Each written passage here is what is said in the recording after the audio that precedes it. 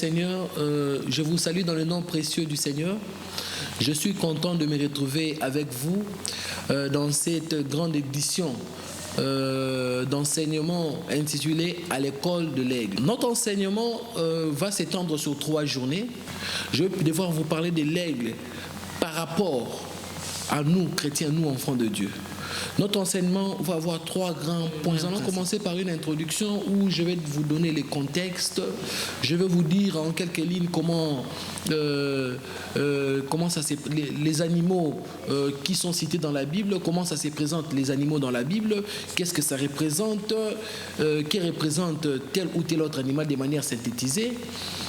Et puis, je vais aller plus loin pour vous donner les grandes lignes sur l'aigle. Lorsqu'on parle de l'aigle, qu'est-ce que symbolise l'aigle ?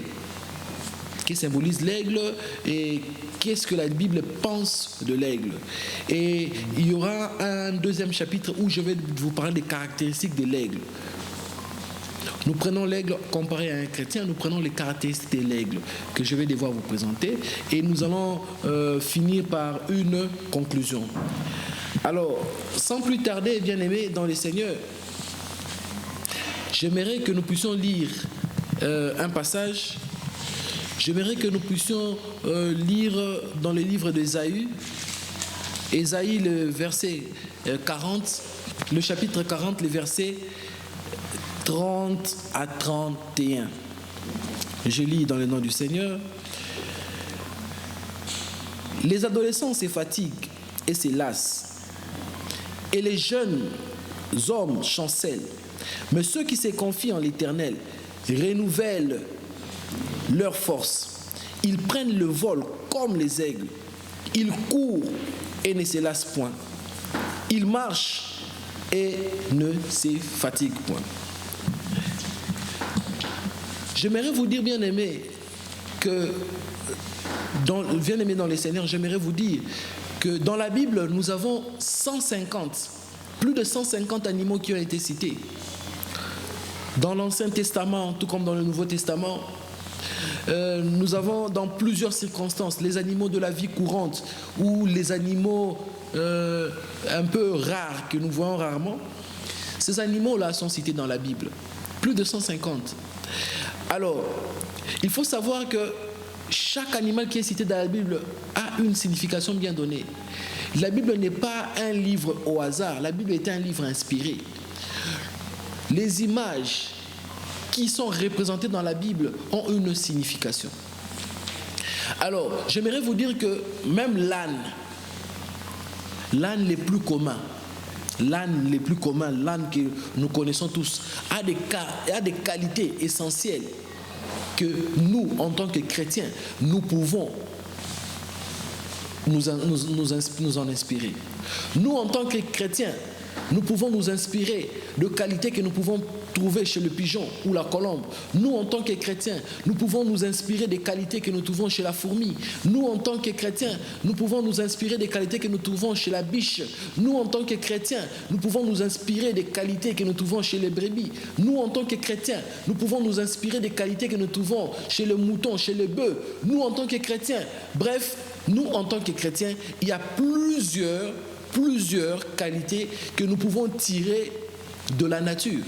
Nous pouvons tirer du monde animal pour le bien, pour notre édification. Je ne saurais aller en détail, mais j'aimerais faire quand même un tour d'horizon rapide sur quelques animaux de la Bible. J'aimerais faire un tour d'horizon rapide sur quelques animaux de la Bible. Je vous ai dit tantôt qu'il y a plus de 150 animaux qui ont été cités dans la Bible. Je ne sais pas dire un mot sur chaque animal. Comme l'enseignement d'aujourd'hui est essentiellement basé sur l'aigle. Mais permettez-moi de survoler, de dire en quelques lignes, quelques informations sur certains animaux. Je prends au hasard. J'aimerais commencer par l'agneau. Nous savons que l'agneau est cité dans la Bible, l'agneau est cité dans l'Ancien Testament, tout comme dans le Nouveau Testament. Alors, à part le fait que l'agneau soit comparé à Jésus-Christ. Quand Jean-Baptiste dit voici l'agneau qui ôte le péché du monde. Quand on va dans l'Apocalypse où on dit qu'il y avait un agneau immolé qui représentait Christ. J'aimerais que nous puissions savoir que le peuple de Dieu est aussi comparé à l'agneau. Lorsque Jésus disait voyant la foule, il y fut ému de compassion. Il se disait même, la foule était désemparée et abattue comme les brebis sans berger. L'agneau que nous trouvons dans la Bible a une signification. Je ne sais pas entrer en détail. Pour survoler le deuxième animal que nous trouvons dans la Bible aussi, c'est le poisson. Vous savez que le poisson, depuis l'Antiquité, les poissons représentent la chrétienté. Vous savez que le poisson, c'est signe d'abondance. Les poissons, c'est signe de vie. Rappelez-vous bien aimé, dans Jean 6, du 1er au 15e verset, là où Jésus a multiplié le pain et les poissons, il a nourri 5000 hommes. Ces poissons-là qui avaient été multipliés, qui est signe d'abondance. Rappelez-vous de la pêche miraculeuse avec Pierre. Il s'agissait du poisson aussi. Rappelez-vous dans Matthieu 7, si vous allez à partir du verset 9 au verset 11, dans les paraboles, lorsque Jésus était en train de parler, il disait, si méchant comme vous l'êtes, vous savez donner des bonnes choses à vos enfants, à combien plus forte raison votre Père qui est dans les cieux donnera-t-il pas de bonnes choses à ceux qui les lui demandent? Il disait aux hommes, lequel de vous donnera une pierre à son fils s'il lui demande du pain? Ou s'il demande un poisson, lui donnera-t-il les serpents? Les poissons est cité ici comme étant un élément capital dans la survie, un élément capital dans la vie d'un être humain. S'il faudra prendre un troisième exemple, j'aimerais aussi parler un peu du bœuf. Le bœuf est tantôt un animal de travail, tantôt il est pris dans les sacrifices. Dans la sacrificature, quand on va dans Lévitique, nous voyons qu'il y avait des bœufs qui venaient pour être égorgés comme de sacrifices.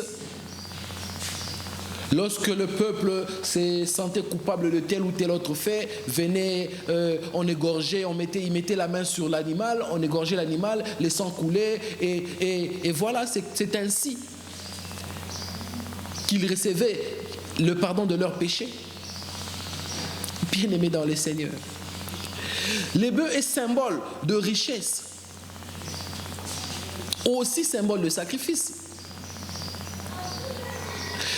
Je me rappelle encore, lorsqu'on parle de Laban avec Jacob,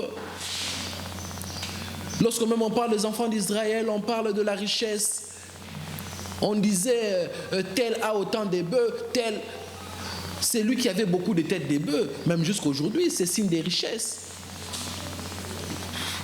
Donc les bœufs aujourd'hui symbolisent la richesse, les bœufs aujourd'hui symbolisent l'abondance, les bœufs symbolisent aussi le sacrifice. S'il faudrait dire un mot sur un autre animal, je suis en train de faire un tour d'horizon. Je prends juste quelques animaux cités dans la Bible. S'il faut parler de l'âne, l'âne est signe d'humilité, l'âne est signe de soutien. Lorsque Jésus devait entrer à Jérusalem, il est monté sur l'âne. Rappelez-vous de l'âne de Balaam qui lui a dit des choses. Pendant que Balaam frappait cette ânesse-là. Une signification est derrière chaque animal.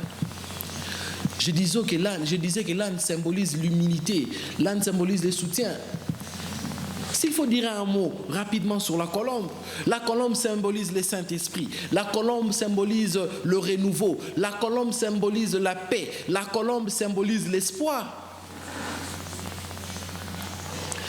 Lorsque Jésus a été baptisé, l'Esprit est descendu sous forme de colombe. La colombe symbolise le Saint-Esprit.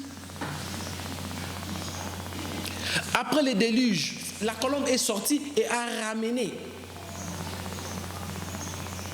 à un rameau.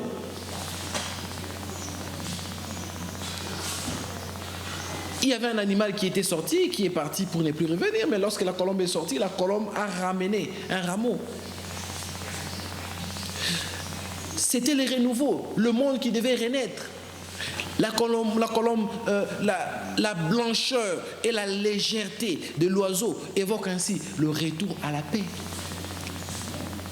C'est pour ça que vous allez voir, lorsqu'on parle de paix dans le monde, lorsqu'on veut parler de paix, on parle de la colombe. On voit l'image de la colombe. Lorsqu'on veut parler de paix, on voit la blancheur de la colombe.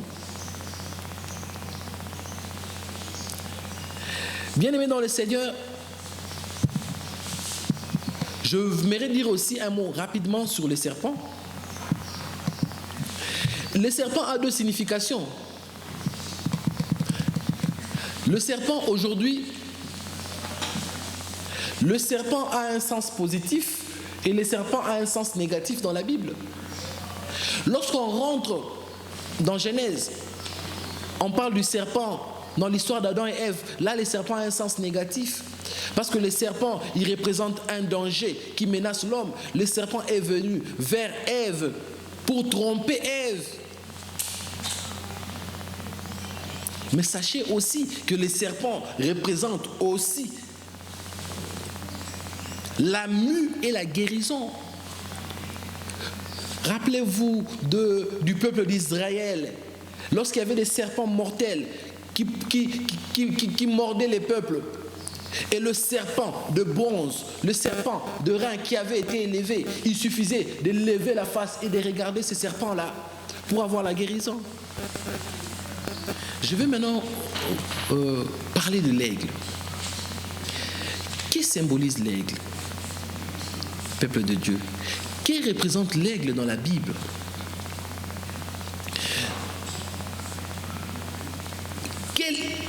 Quand on parle de l'aigle, quelle image nous voyons? J'aimerais dire à tout le monde que lorsqu'on parle de l'aigle, c'est le symbole de l'évangéliste Jean. Selon les liens entre la vision des 4 êtres vivants par Ézéchiel et les évangélistes. Donc l'aigle est associé à Saint Jean. Et retenez une chose, que dans la Bible, l'aigle représente Dieu d'une part et l'aigle représente l'homme de l'autre part. Je disais, l'aigle représente Dieu d'une part et l'aigle représente l'homme d'autre part. Si nous prenons Deutéronome, dans le livre de Deutéronome 32, le verset 11 à 12, nous pouvons lire Deutéronome 32, 11 à 12. Pareil à l'aigle qui éveille sa couvée, voltige sur ses petits, déploie ses ailes, les prend, les porte sur ses plumes. L'Éternel seul a conduit son peuple et il n'y avait avec lui aucun Dieu étranger. Dans Deutéronome 32, 11 à 12, l'Éternel se présente comme l'aigle. Il signale que c'est comme l'aigle, c'est comme ça qu'il a protégé les enfants de Dieu, les peuples d'Israël. C'est comme ça qu'il les a conduits. Dans l'image qu'il nous donne, il a agi comme l'aigle. Ça veut dire que ici, Dieu lui-même se présente comme étant l'aigle. Oui, c'est aigle. Dieu se présente comme l'aigle. Et aussi, si nous allons, l'aigle peut représenter aussi l'homme. D'abord, Dieu lui-même, il dit, l'homme, c'est sa ressemblance. Si Dieu, dans Deutéronome 32, se présente comme l'aigle, nous qui sommes créés à son image et à sa ressemblance, nous sommes des aigles aussi. Ça coule de source. Mais on ne se limite pas là. Il y a un fondement biblique. Si nous allons dans Ésaïe 40, 30 à 31, les adolescents se fatiguent et se lassent, et les jeunes hommes chancellent. Mais ceux qui se confient en l'Éternel renouvellent leur force. Ils prennent le vol comme les aigles. Ils courent et ne se lassent point. Ils marchent et ne se fatiguent point. Mais ceux qui se confient en l'Éternel renouvellent leur force. Ils prennent le vol comme les aigles. Ici, l'image de l'aigle est associée à l'homme. Donc, nous pouvons dire que dans la Bible, l'aigle est associé à Dieu. On a donné Deutéronome 32. L'aigle est associé à l'homme. Alors, que représente l'aigle? Lorsqu'on parle de l'aigle, qu'est-ce qui nous montre? L'aigle représente quoi? L'aigle représente quoi réellement? Bien-aimés dans le Seigneur, sachez que l'aigle, c'est l'image de la force. L'aigle, c'est l'image de la capacité. L'aigle, c'est l'image de la puissance. L'aigle, c'est l'image de la stabilité. L'aigle, c'est l'image de la grandeur. L'aigle, c'est l'image de l'endurance. Oui, bien-aimé. L'aigle représente la force. L'aigle représente la puissance. L'aigle représente la stabilité. L'aigle représente la capacité. L'aigle représente l'endurance et la grandeur. Maintenant, nous allons aller dans le sens de caractéristiques. L'aigle a plusieurs caractéristiques. L'aigle. Nous devons être enseignés par la nature. Je l'ai dit lors de mon introduction que dans la Bible, même l'âne les plus communs a des qualités qui peuvent inspirer le chrétien, nous enfants de Dieu. Aujourd'hui, lorsque nous parlons de l'aigle, les enfants de Dieu ont tendance à croire que l'aigle, quand on parle par rapport à l'aigle dans la Bible, on fait allusion uniquement aux prophètes. Faux et archi-faux. Faux et archi-faux, bien-aimés. L'aigle ne signifie pas le prophète. Ceux qui se confient en l'Éternel, comme nous le dit Ésaïe 40, ceux qui se confient en l'Éternel, ceux qui se confient, il n'y a pas que le prophète qui se confie en l'Éternel. Tout enfant de Dieu se confie en l'Éternel. Et puisqu'il se confie en l'Éternel, ils renouvellent leur force. Ils prennent leur vol comme leur aigle. On ne dit pas que ce sont les prophètes qui prennent leur vol. On ne dit pas que ce sont les pasteurs, les évangélistes ou les visionnaires de tel ou tel autre ministère. Non. Ceux qui se confient en l'Éternel. Confiez-vous en l'Éternel. Frère, est-ce que vous vous confiez en l'Éternel? Ma soeur, est-ce que vous vous confiez en l'Éternel? Si vous vous confiez en l'Éternel, si vous vous tournez vers l'Éternel, vous êtes aussi un aigle. Vous prendrez votre envol ou votre vol comme l'aigle. Je viens casser cette image erronée aujourd'hui dans la jeune génération. On a une génération de prophètes qui s'appelle grand aigle, aigle royal, aigle prophétique. Bien-aimés dans le Seigneur, l'image de l'aigle est accrochée au prophétique. Pour quelle raison? Parce que le prophète a une vision pointue, je vais en parler, et l'aigle a une vision pointue. Oui. Mais m'appuyant sur la parole de Dieu, sur Ésaïe 40, 30 à 31, je comprends que pour que j'aie les caractéristiques de l'aigle, pour que je puisse voler comme l'aigle, il ne suffit pas seulement que je sois prophète. Il suffit que je me confie en l'Éternel. Je t'exhorte, mon cher frère, je t'exhorte, ma chère sœur, confie-toi en l'Éternel et tu es aussi un aigle. Tu es un aigle. Tu es un aigle.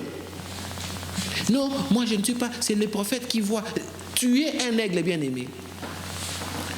Je venais de parler de ce que l'aigle est représenté. Et maintenant, je vais donner quelques caractéristiques de l'aigle.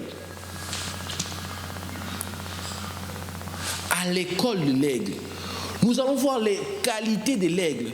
Comment nous pouvons nous inspirer des qualités de cet aigle dans notre vie en tant que chrétien, en tant qu'enfant de Dieu.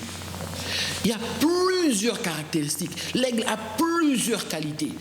Plusieurs caractéristiques que nous trouvons comme qualités, que nous trouvons importantes, qu'un chrétien peut s'en inspirer.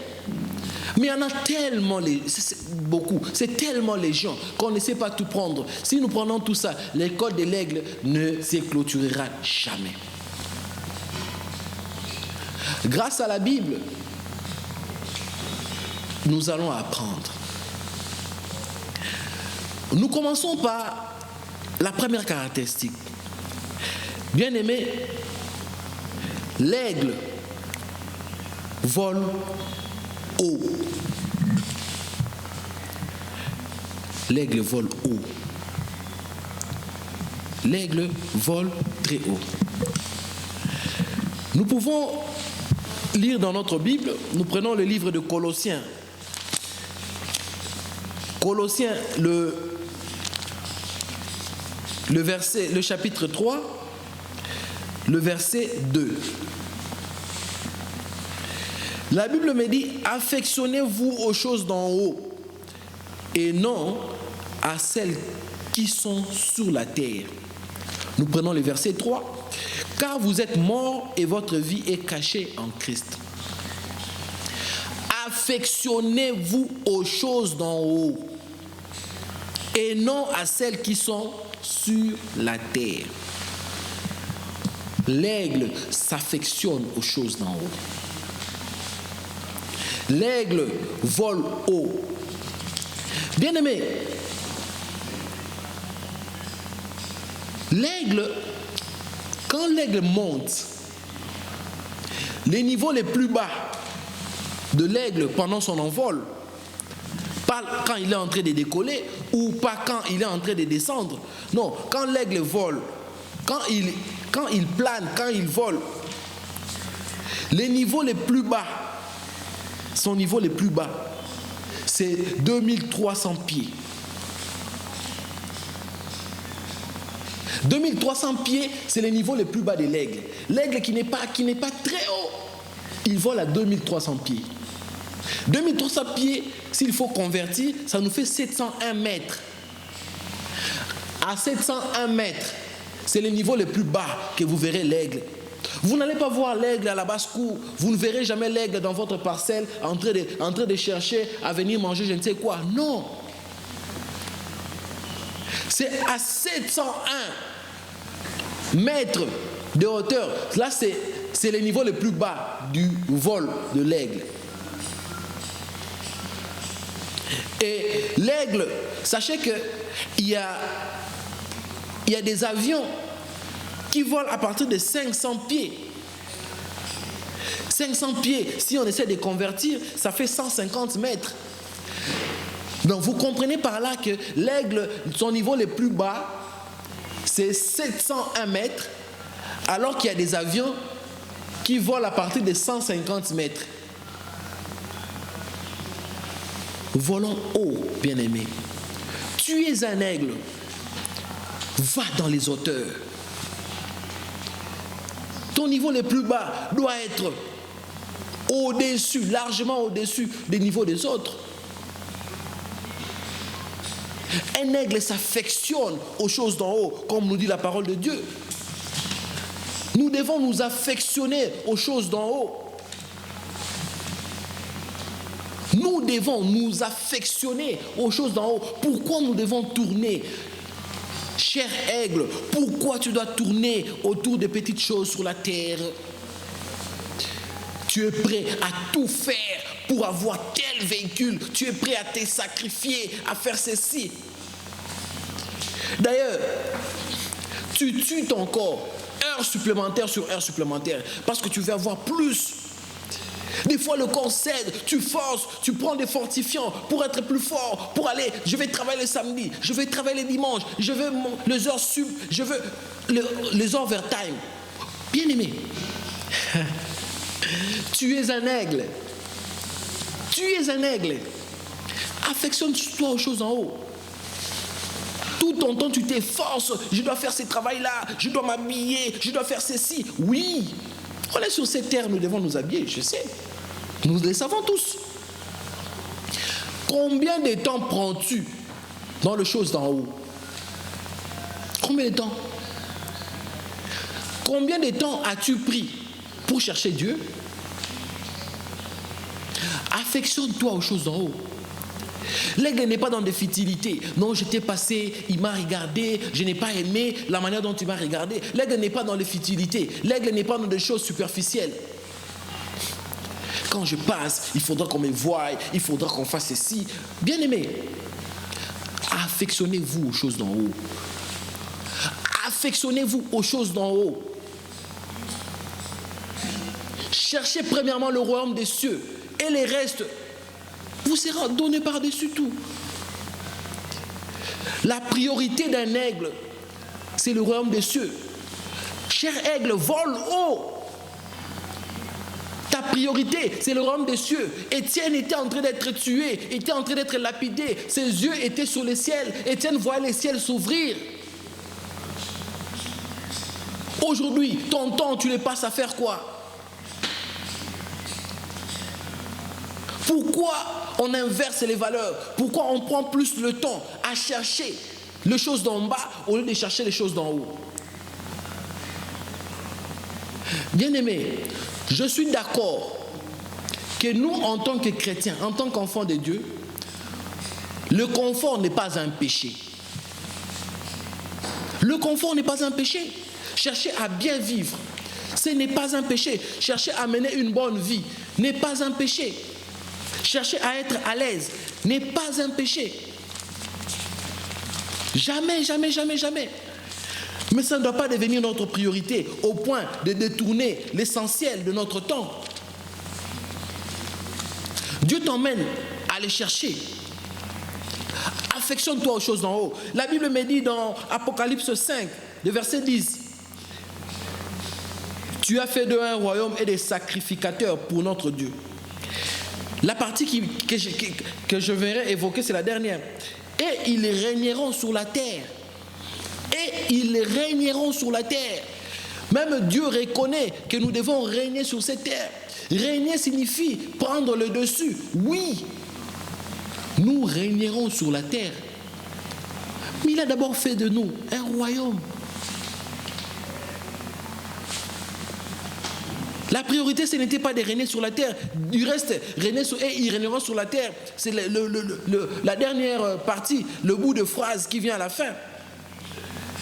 Tu as fait un royaume et des sacrificateurs pour notre Dieu. Nous devons être d'abord des sacrificateurs pour notre Dieu avant de chercher à régner sur la terre, bien aimé. Pourquoi nous voulons inverser? Pourquoi nous voulons d'abord régner sur la terre? Bien aimé dans le Seigneur, en tant qu'enfant de Dieu, nous allons régner sur la terre. Alors, j'aimerais te demander, cher aigle, affectionne-toi aux choses d'en haut. Affectionne-toi aux choses d'en haut, bien-aimé. Accroche-toi. Un aigle n'a pas les yeux sur des petites choses. Non, il est passé là-bas, il m'avait vu, je n'ai pas aimé la manière dont il a parlé. Non, un aigle n'a pas ces temps-là. Un aigle n'est pas dans ces choses-là, bien aimé.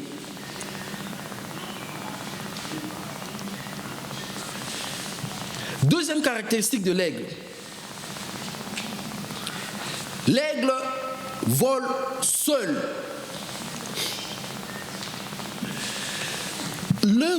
L'aigle vole seul, bien aimé.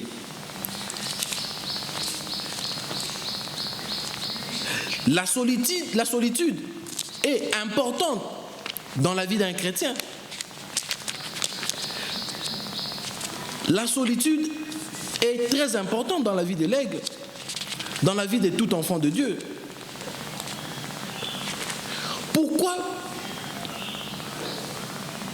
Pourquoi veux-tu être tout le temps entouré?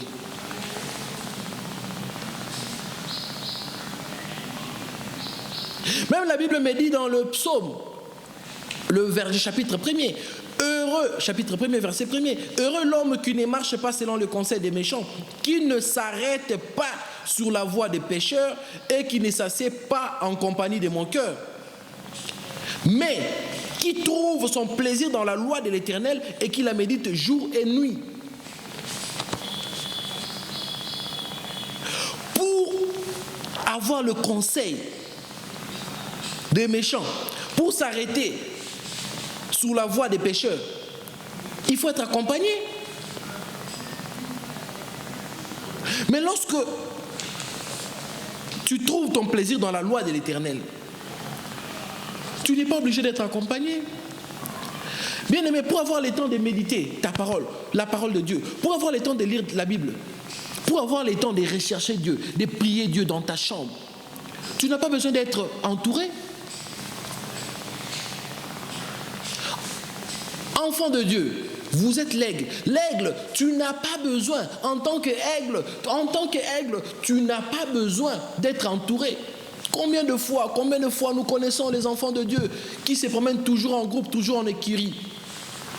L'aigle vole seul. L'aigle attrape sa proie seul. L'aigle voit sa proie seul. J'aime beaucoup un homme de Dieu. Il est une bénédiction pour nous. En passant, le pasteur Atoms qui a chanté « Cache-toi ».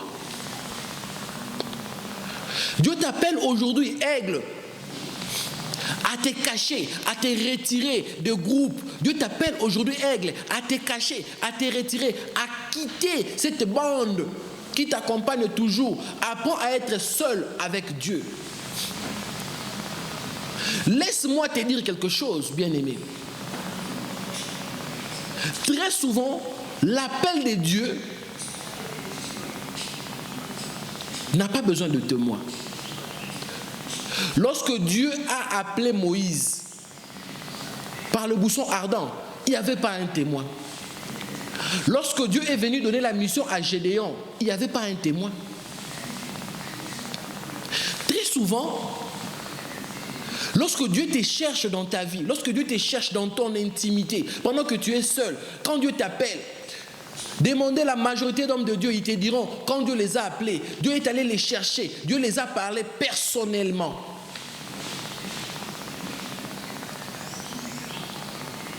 Et la vie de Jésus doit nous enseigner. Nous sommes chrétiens.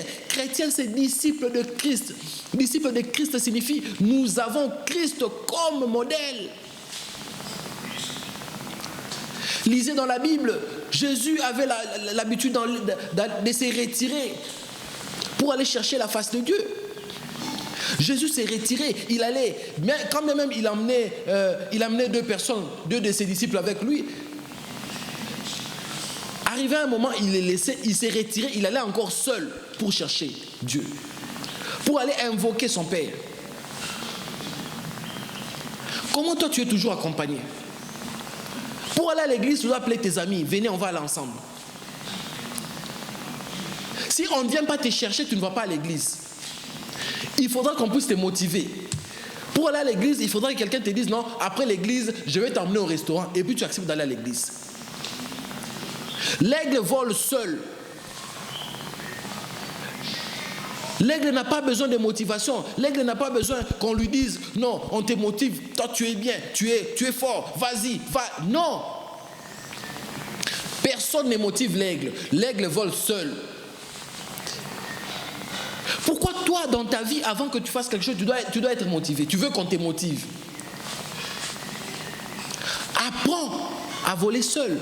Il y a des décisions que tu dois prendre seul. Il y a des décisions, il y a des moments que même si tu es marié, même ta femme n'entre pas dans ta solitude. Tu te retires, toi et Dieu. Je disais que Jésus s'est retiré. Il allait à la montagne, aller chercher Dieu, aller prier son Père. Combien de fois t'es-tu déjà retiré pour chercher Dieu? D'ailleurs, tu pries seulement à l'église. Quand il y a retraite à l'église, tu viens, tu pries. Quand il n'y a pas retraite, tu ne pries pas. Avant de dormir, Seigneur Jésus, garde-moi la nuit. Amen. Le matin, Seigneur, bénis la journée. Amen. Quand il faut manger, Seigneur, bénis ses repas. Amen. Bien-aimé, l'aigle vole seul. Dieu, Jésus, doit être ta motivation. Jésus doit être ta motivation. Tu n'as pas besoin que le monde te motive pour chercher Dieu. Tu n'as pas besoin que le monde te motive pour chercher Dieu. Jésus doit être ta motivation, bien-aimé. Jésus doit être ta motivation. Je viens t'exhorter aujourd'hui. Mets de côté tous ces clans, tous ces groupes. Retire-toi, cache-toi. Cherche Dieu, cache-toi. Seul, toi et Dieu, dans l'intimité avec Dieu. Parle avec Dieu. Il y a des décisions que tu... Pourquoi avant que tu prennes toutes tes décisions, tu dois les demander à tes amis? Toi qui es un homme, tu es marié, mais toute décision avant de prendre, tu dois aller rentrer, tu dois aller demander à ta maman. Comment tu peux évoluer comme ça dans ta vie?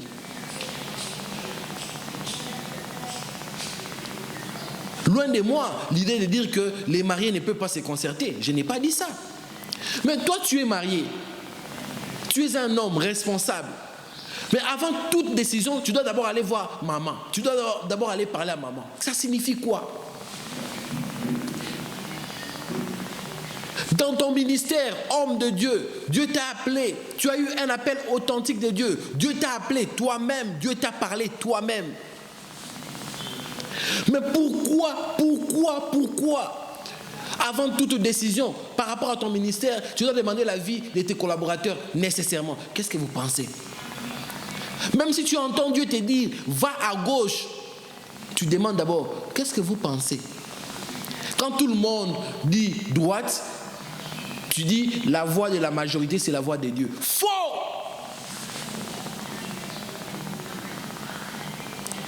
Qui t'a dit Dieu? Loin de moi l'idée de dire que quand on est visionnaire, on ne demande pas conseil, on n'a pas besoin de conseil. Je ne l'ai pas dit.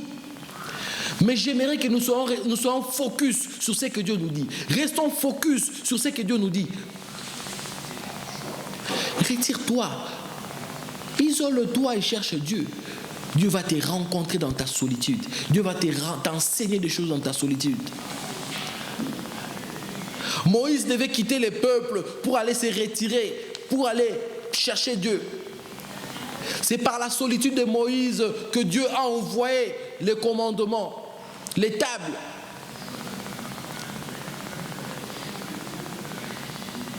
Bien-aimé,